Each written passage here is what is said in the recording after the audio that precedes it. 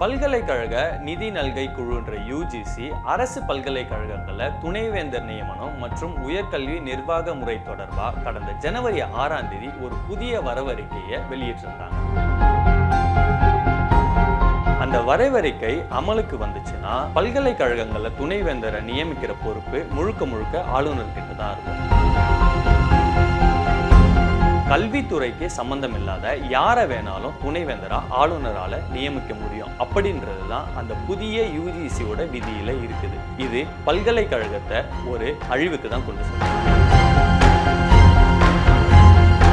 கல்லூரிகள்ல பேராசிரியர் ஆகணும்னா 2 இந்திய மொழிகள்ல புலமை பெற்று இருந்தாதான் முன்னுரிமை அப்படின்றாங்க. இது மறைமுகமா இந்தி தெரிஞ்சவங்க மட்டும்தான் இனி பேராசிரியர் ஆக முடியும் அப்படின்றத தான் காட்டுது.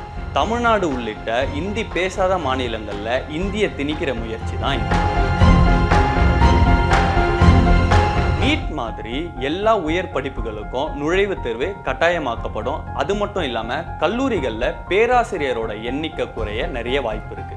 ரொம்ப முக்கியமா யுஜிசியோட புதிய விதியை மாநிலங்கள் ஏத்துக்கலனா நம்ம மாணவர்கள் கஷ்டப்பட்டு படிச்சு வாங்கின பட்டங்கள் செல்லாதுன்னு அறிவிச்சு பல்கலைக்கழகங்களோட சட்ட அங்கீகாரத்தையும் ஒன்றிய அரசு ரத்து செய்யும்.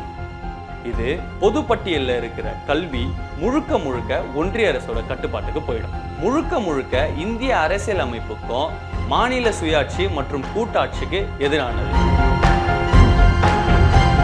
மக்களால் தேர்ந்தெடுக்கப்பட்ட ஒரு அரசு உருவாக்குன பல்கலைக்கழகத்துல அந்த அரசுக்கே உரிமை இல்லைன்னா அதை எப்படி ஏத்துக்க முடியும்? தமிழ்நாடு கல்வி மீதான இந்த தாக்குதலை நம்ம உடனடியா எதிர்க்கணும். அப்படி இல்லைன்னா நம்ம கல்வி உரிமையை விட்டு கொடுக்கறது மட்டும் இல்லாம தமிழ்நாடு மாணவர்களோட கல்வியையும் எதிர்காலமும் ஒரு கேள்விக்குறியாயிடும். யூஜிசியில் மாற்றங்கள் வேண்டாம்னா draft-regulations@ugc.gov.in அப்புறம் cm.ugc@nic.in அப்படின்ற மின்னஞ்சலுக்கு இப்படி மெயில் அனுப்புங்க. தமிழ்நாடு மாணவர்களோட எதிர்காலத்தை காப்பாற்றுங்க.